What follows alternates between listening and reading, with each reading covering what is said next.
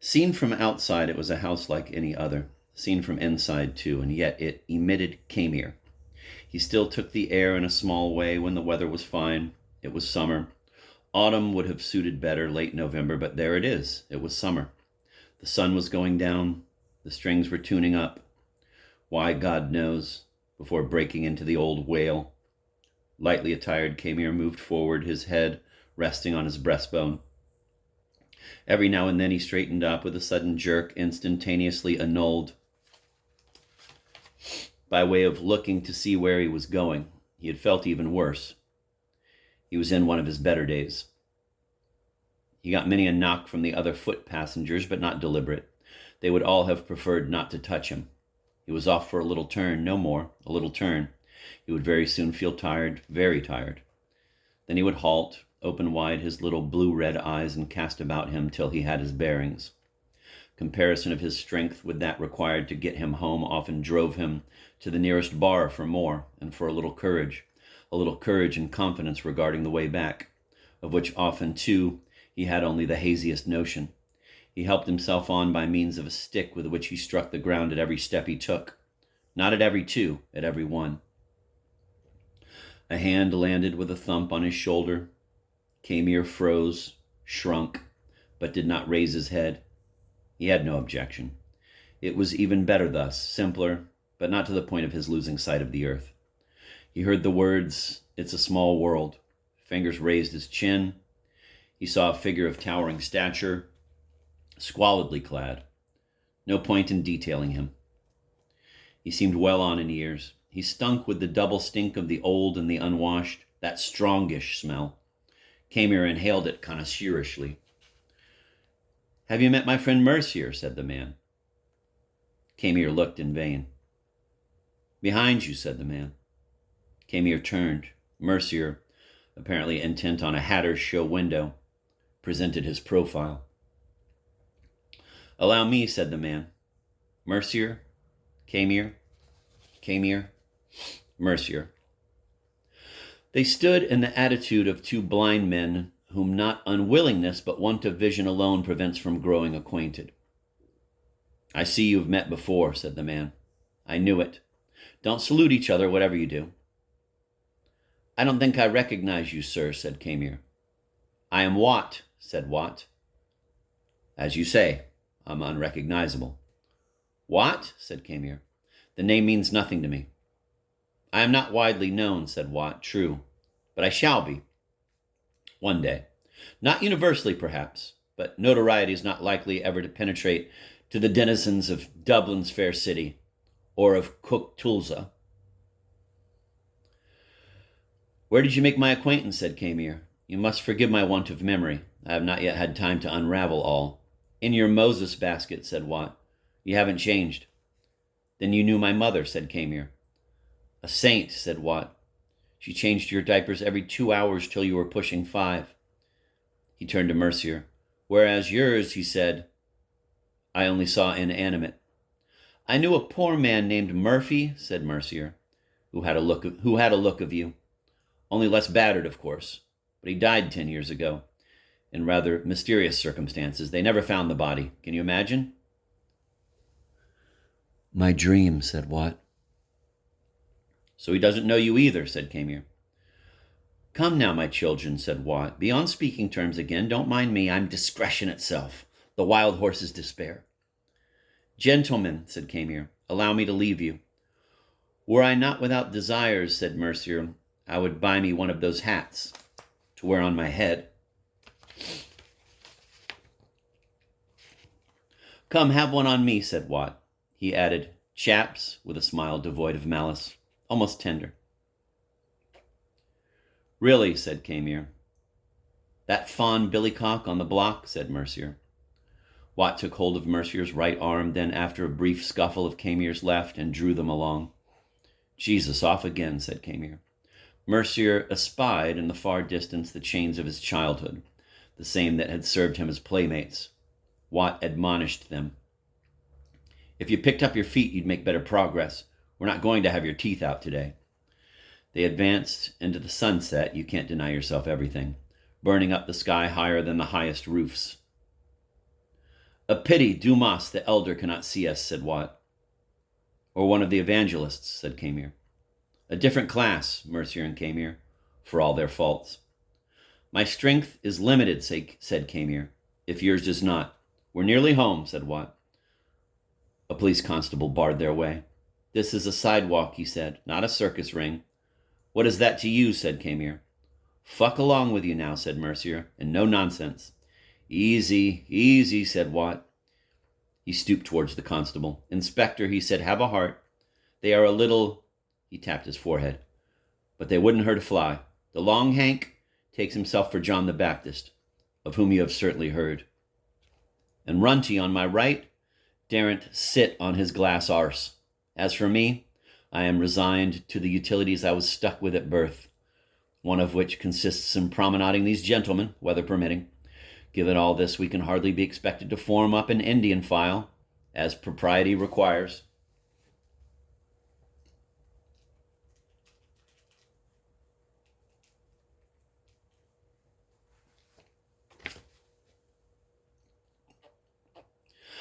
Go and promenade in the country, said the constable. We have tried, said Watt, time and time again, but they see red at the mere sight of green. Is that not curious? Whereas the shop windows, concrete, cement, asphalt, neon, pickpockets, dogberries and kips, all this calms them down and sows in them the seeds of a night's refreshing sleep. You don't own the sidewalk, said the constable. Look out, cried Watt. See how their agitation grows. God grant they don't prove too much for me. He let go their arms and encircled their waists, hugging them against him. Forward, my hearties, he said. They reeled off in a tangle of legs. The constable cursed them on their way. What do you take us for, said Camier. Let me go. But we're doing fine, said Watt. We smell of putrefaction, one and all. Did you see his snout? He was dying for a snipe. That's why he let us go. They collapsed pell-mell in a bar. Mercier and Camier strained towards the counter, but Watt sat them down at a table and called for 3 doubles at the top of his voice. Don't say you never put foot in this joint before, said Watt. I can well believe you. Order grappa, and you're ejected. The whiskey came. I too have sought, said Watt, all on my own. Only thought I knew what. I too have sought, said Watt, all on my own. Only I thought I knew what. Can you beat that one?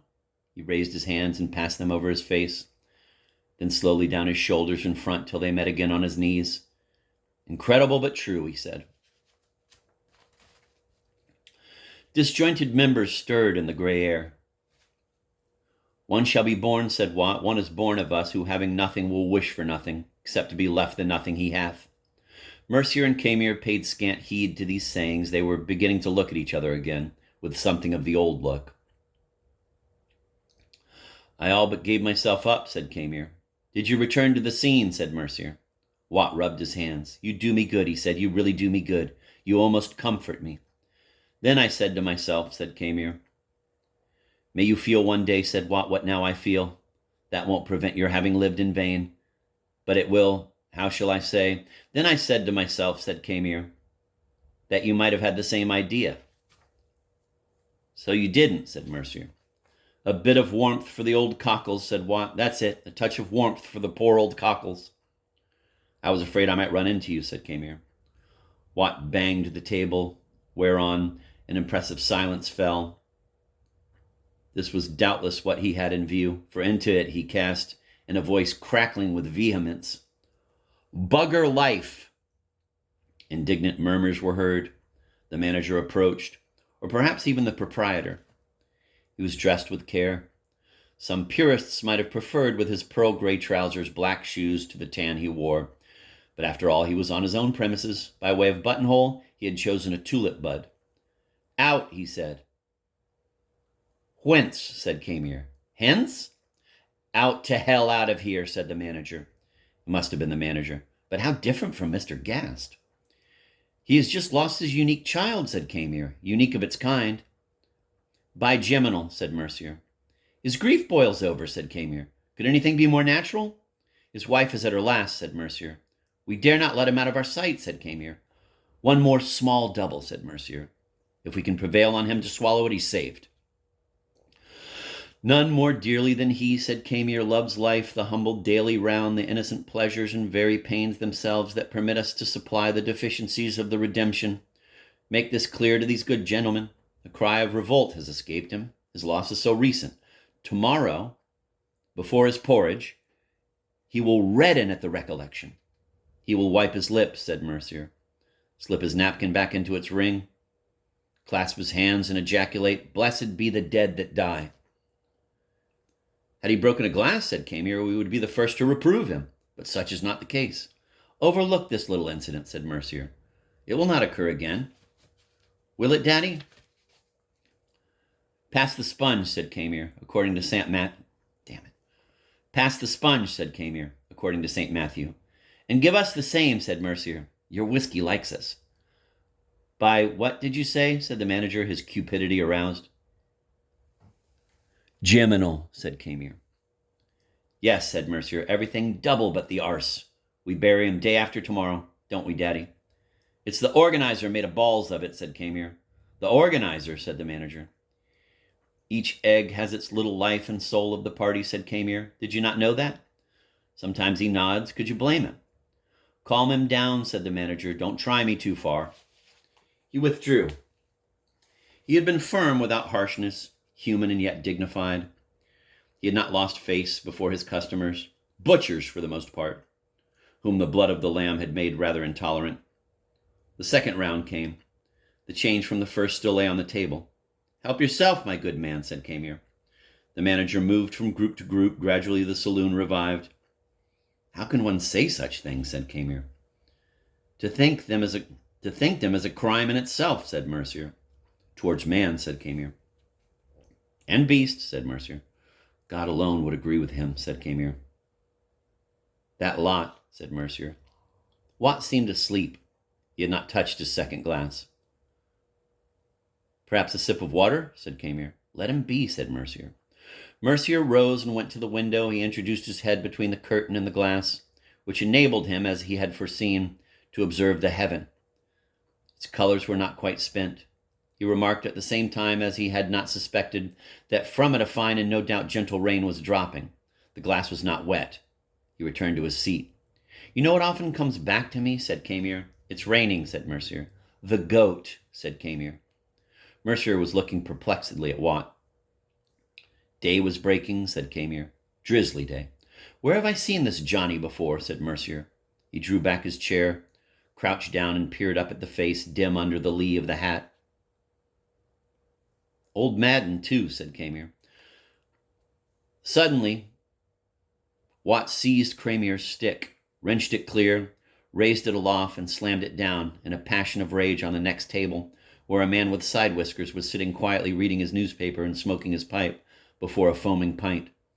What had to happen did. The glass top flew into smithers, the stick broke in two, the pint overturned, and the man with side whiskers intact fell over backwards, still sitting on the chair, the pipe in his mouth and the latest news in his hand. The piece of stick remaining in his, Watt now hurled at the counter, where it brought down a number of bottles and glasses. Watt waited for all the clatter and clash to subside, then bawled, "Fuck life!" Mercier and Camier, as though activated by a single wire, drained their glasses in haste and made a dash for the exit. Once safely there, they turned. A stifled roar rose briefly above the hubbub. Up, Quinn! It's raining, said Camier. I told you so, said Mercier. Then farewell, said Camier. You wouldn't walk with me a bit of the way, said Mercier. What way, said Camier. I live now beyond the canal, said Mercier. It's not my way, said Camier. There's a prospect there would break your heart, said Mercier. Too late, said Camier. We'll have a last one, said Mercier. I haven't a make, said Camier. Mercier put his hand in his pocket. No, said Camier. I've enough, said Mercier. No, I tell you, said Camier. Like Arctic flowers, said Mercier. In half an hour they'll be gone. Canals mean nothing to me now, said Camier. They advanced in silence to the end of the street. Here I go right, said Mercier. He halted. What ails you now, said Camier. I halt, said Mercier. They turned right. Camier on the sidewalk, Mercier in the gutter. Up who? said Camier. I heard Quinn, said Mercier. That must be someone who does not exist, said Camier. The whiskey had helped after all. They made good headway for their age. Camier missed his stick sorely. I miss my stick, said Camier. It was my father's. I never heard you speak of it, said Mercier. Looking back on it, said Camier, we heard ourselves speaking of everything but ourselves. We didn't bring it off, said Mercier. I grant you that. He took thought a moment, then uttered this fragment. Perhaps we might... What a death trap, said Camier. Wasn't it here we lost the sack? Not far from here, said Mercier. Between the high ancient houses, the pale strip of sky seemed even narrower than the street. It should, on the contrary, have seemed wider. Night plays these little tricks. All more or less nowadays, said Mercier. Pardon, said Camier. I ask you if all is, more or less, with you nowadays. No, said Camier. A few minutes later, tears welled up into his eyes. Old men weep quite readily, contrary to what one might have expected. And you, said Camier? Nor, said Mercier. The houses got fewer, the street broader, the sky more simple. They could see each other again. They had only to turn their heads, one to the left, the other to the right, only to raise their heads and turn them, then suddenly all fell open before them, as if space had gaped and earth vanished in the shadow it cast skywards. But these are diversions do not last, and they were not slow to be struck by their situation. That of two old men, one tall, one short, on a bridge. It itself was charming. Connoisseurs were heard to say, a charming bridge. Why not? Its name, in any case, was Lock Bridge, and rightly so. One had only to lean over the parapet to be satisfied on that score. Here we are, said Mercier.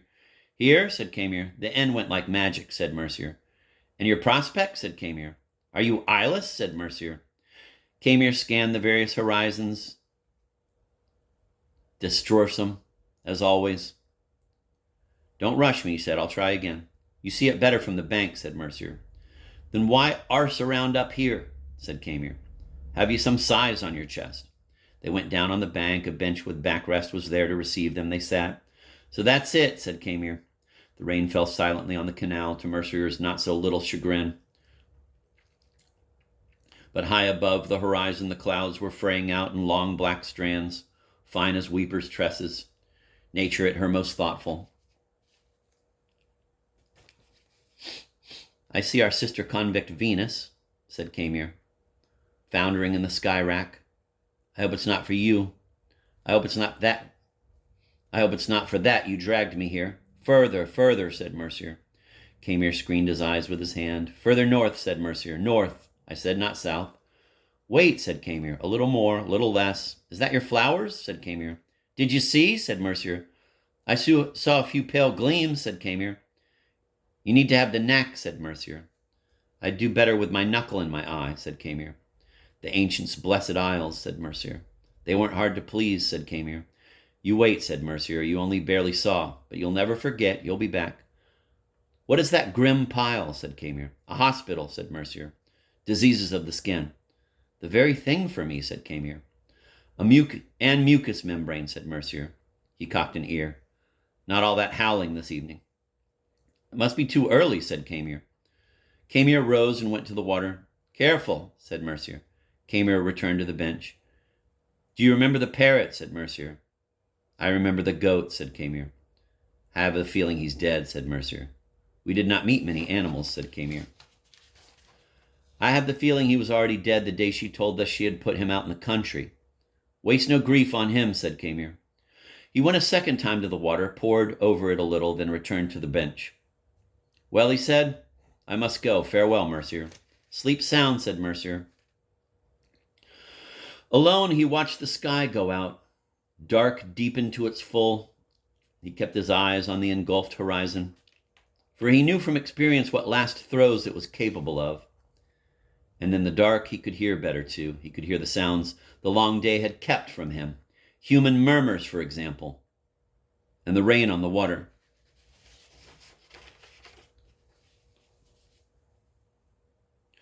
Summary of 2 preceding chapters. 7.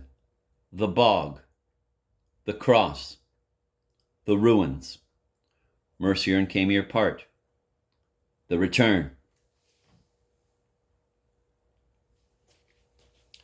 8.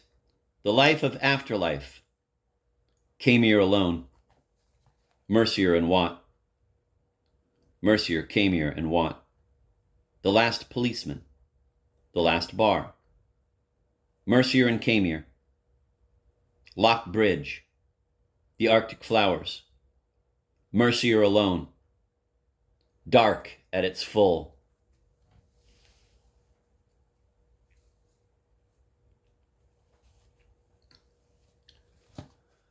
(1946)